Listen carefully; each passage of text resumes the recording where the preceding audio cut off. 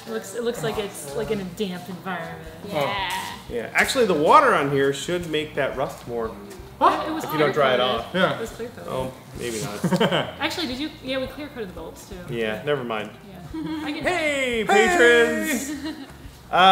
This was probably the most fun, I think, most fun thing we've built this week. Yeah. Yeah, this was so fun, and shooting it was so fun. Yeah, oh my getting gosh. shot by it. It was refreshing. It is hot here, and that was amazing. Yeah.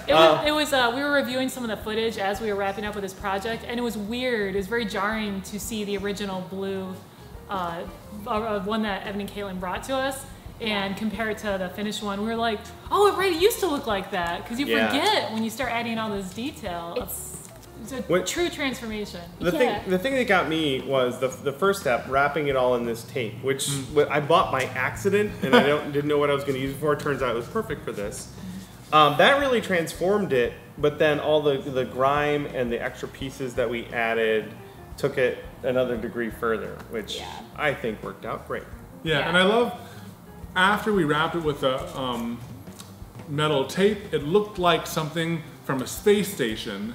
But then with the grunge and the rusted parts, then it looks like someone kludged together a space station with some salvaged parts to make this, and that really tells the story. Yeah, right. It was really fun doing it too. This is probably, I mean, we've done a very small prop piece on our channel before, but this is the most we've ever weathered a thing, and it's very addicting. Like I can see how, like if you're having a rough day, just come and work on weathering a prop, and it's so relaxing. Very zen. It's super zen. It's really fun. Now I imagine anything you build from now on, you're gonna want to dirty it up a little bit. The only problem is knowing when to stop, because Yeah. adding all these little details like the wires and the circuit boards and all of that, everything was so good, and I just want to keep on adding more. But there's a limit.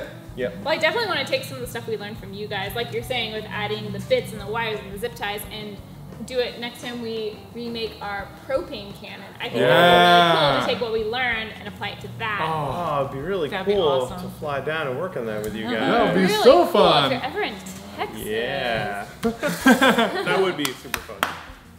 If you'll have me, of course. Did you guys explain? Did you explain in the build that where the name came from? Oh no, that's kind of the story from our video. But we asked everyone for a name at the end of our video where we built the Super Soaker, and the winning one was Engelbert Pumperstock. Pumperstock. By a landslide. It was close. It was a race in the beginning. Yeah. But then, what was the one I liked? The Frankenblaster? Frankenblaster got like 2% of the votes. But I think that if they could have seen this, they might have seen the Frankenblaster within it. Pumperstock one. I think it's very fitting. Little Engelbert. Wait till you take this apart and you find out that I've written Frankenblaster on all the inside parts. Nice. So what was your favorite part about the process that we went through here?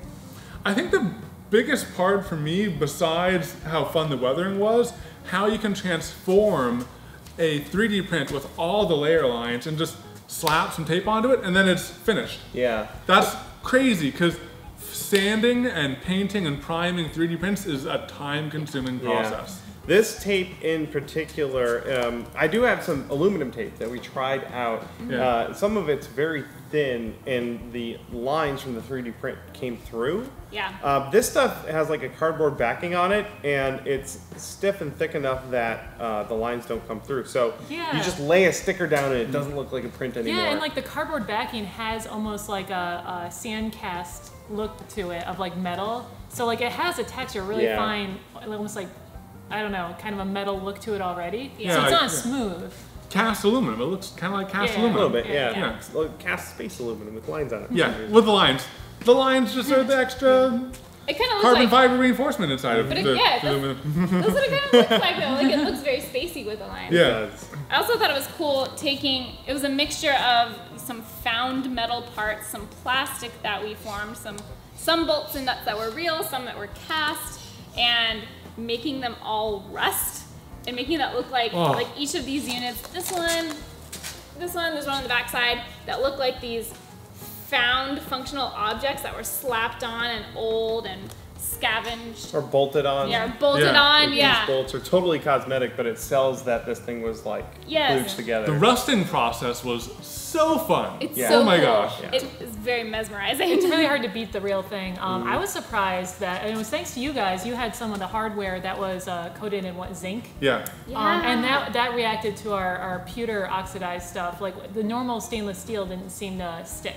Like Yeah. it No, would just go with wipe the right cheap back up. hardware, folks. Yeah, so like if you didn't have the hardware, I would have just tried the stainless steel and been like, oh, it only works on pewter. Like I Yeah. wouldn't have thought Yeah. to try other And, things. and straight up black oxide, like professionally done black oxide bolts, wouldn't have looked as cool as these zinc ones that have Yeah. been weathered. Yeah. Because these have character and imperfections in them that make them better than the perfect black ones. Yeah, I think that if these were still shiny and new, it wouldn't have fit at all. No, not at Yeah. all. Well, that was quite a build as we end quite a week with Evan and Katelyn. Of course, if you guys haven't checked them out already, what are you doing?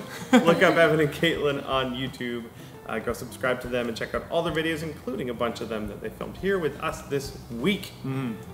Thanks again, you guys. Thank you Thanks so much for for having having us. us. This has been such a blast, and we've learned so much. These much. guys know so much, and they're so nice. They're just nice. They're the full Real package. people. Thank you guys for helping us and supporting us as we dive deeper and deeper into more amazing projects with more amazing people. That's all for today, and we'll see you in the next build. Bye. Bye.